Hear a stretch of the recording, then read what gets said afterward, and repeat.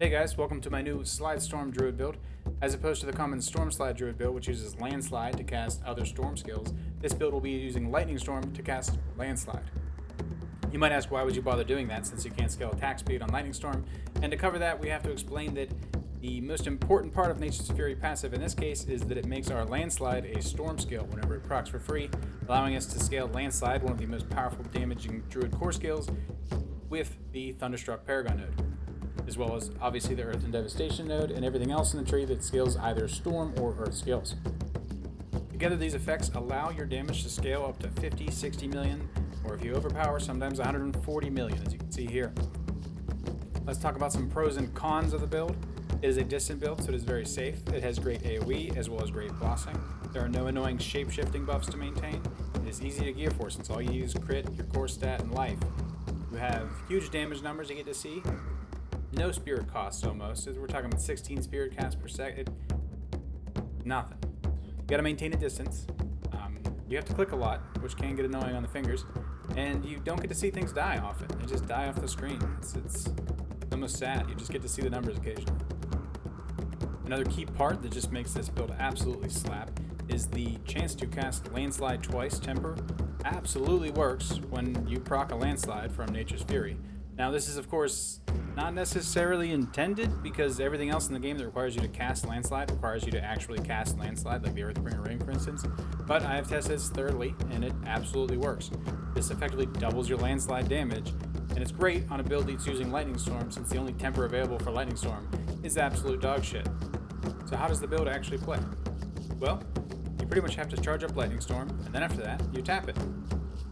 Occasionally, if you're encountering anything that doesn't immediately die, you can ult, using Petrify, and it'll die pretty quickly. That's the entire build. You run all the companion skills on your bar, but you don't need to use them. You can run one defensive, but you rarely need to use it. That's pretty much the whole build. Tap Lightning Storm. You have to tap it. If you hold it in, you only get to proc Landslide once per cast, and it's considered one cast. You won't get another Landslide until you tap it again. You just tap it. Let's go over the skill tree real quickly. So you just need 2 points in the starter to get started out. You do not need a basic attack. If you did need a basic attack for leveling purposes, I would consider using Earth Spike, as it will trigger Resonance passive down below. So in the next cluster, you need to max out Wild Impulses for that more damage.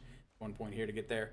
You'll want to max out Landslide. Currently, I've actually maxed out Lightning Storm too, to ensure that it's dealing enough damage. You don't necessarily need to do that. You could actually just do one rank here, but I found it's pretty helpful to help clear trash mobs. Down here, just put as many points here as you need to max out your resistances. Ideally, you would be able to put that to 0 so that your gear fix it. I'm using Shaco in my build. As you can see, I have 4 ranks in all my defensive from that.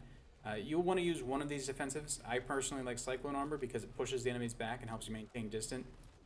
But Debilitating Roar is great, as well as you can pick this up for more Unstoppable. Next down, you got the companions. We are not using Clarity because we're not using Slapshot. We have to tap that Lightning Storm to get the most of our damage. We're going to ignore Clarity. We're going to need all the companion skills. Again, I have Shaco, so I'm not bothering with these. But if you don't, you're going to have to pick up one here, 1 point here, and then down here to get the extra Raven. You'll notice I have my Amulet adding ranks to Nature's Reach. That's a nice big multiplier. It's probably the second or third best thing after Envenom that you can get. Down here, I have 3 points here to get Vulnerable up. 1 here to need that. You need your Envenom, of course. Maxing out everything that increases Earth damage. This is a Landslide build ultimately. Everything that increases Earth damage is what we want. This is just enough for give you all your fortified needs all the time. If you have extra points, instead of put them into Lightning Storm, you might want to put them into here to increase Immobilize, because Landslide will do an extra pillar whenever it hits a mobilized target. And then down here, we do want to Petrify. We'll get this whole cluster for all the damage. The second best thing over Envenom is probably this. If you need an amulet on your skill on your amulet. The Natural Disaster, because you can get both of those on your Landslide, is effectively 8% multiplier per rank. And then, of course, Nature's Fury. If you have any extras, also here's a great way to make yourself feel a little bit tankier. Just flat more damage reduction, because you're always going to be fortified. Switching over to the Paragon real quick. We have, start off with the Tectonic Glyph. We have a lot of lucky hits, a lot of CC. But the additive damage is actually really nice. 81%, not bad. Going over here, we pick up the Ancestral Guidance and use Earth and Sky. Constricting Tendrils. We do have very limited ways to apply poison if we're not using a Tempest Roar build. So this will help us make sure we keep Envenom up. It's not 100% needed, especially if you're using Tempest Roar, you want to completely cut it. Over here, Exploit and Earth and Devastation. We don't have this maxed out on this build. If I were using a staff, I would get it maxed out, but I currently have an axe. Is what it is. I don't have any items with crowd control damage. I'm just using the Paragon board to fill that up as much as possible. And then Human for damage reduction. Obviously, if you were doing a Tempest Roar, you would do Werewolf. And Spirit for more damage, and of course, Thunderstruck. I got mine at 166%. Not terrible. I'm coming over here, pick up every life node I can get, and every life node I can get is the real. So life, Ancestral Guidance, don't worry about that, Earth and Devastation, and Thunderstruck. Let's cover gear real quick. I'm currently using Shaco for my helm.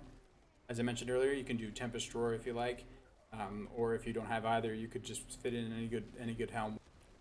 For chest armor, I have Tyrael's Might for just defensives. If you don't have that, you could just pick up any old chest and put on life, willpower, and either ranks to your preferred defensive skill, or you could get more spirit per second. For the gloves, I'm using Aftershock. Again, it is a landslide build ultimately, even though we don't cast it. I put core skills on here. Landslide also works. Core skills is nice because it makes sure the lightning storm actually clears trash.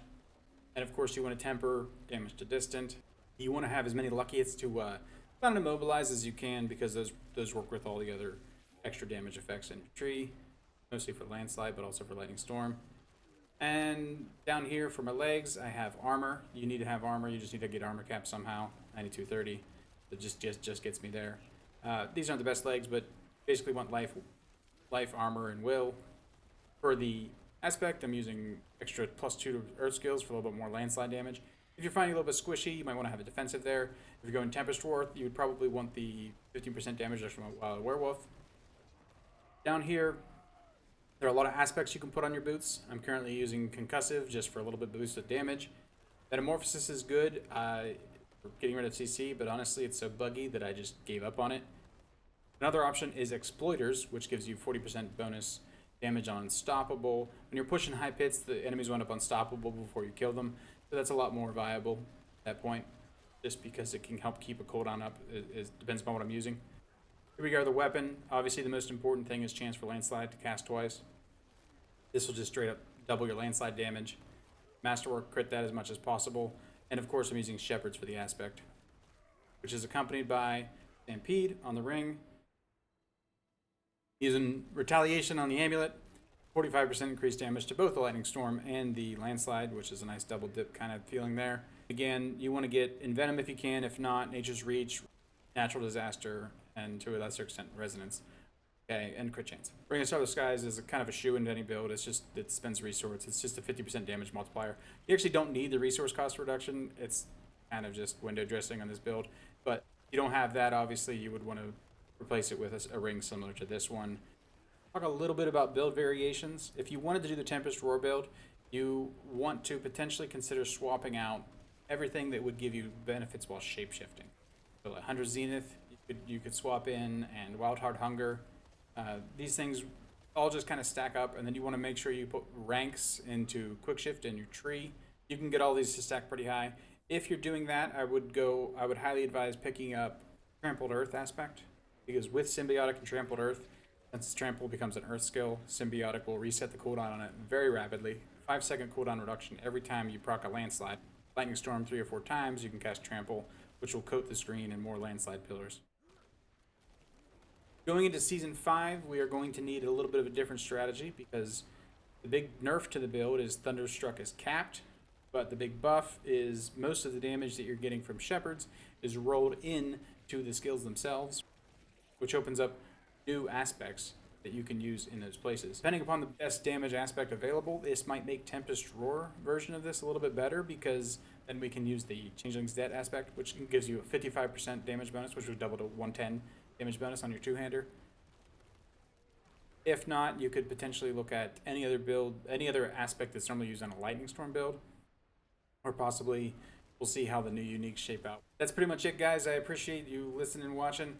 If you have any input or feedback, I don't claim to be an expert on any of this. Please, I'm happy to learn more. One last thing, if you happen to be into TTRPGs, I made my own RPG called Spell Scorch. It's linked in the description. You can check it out for free.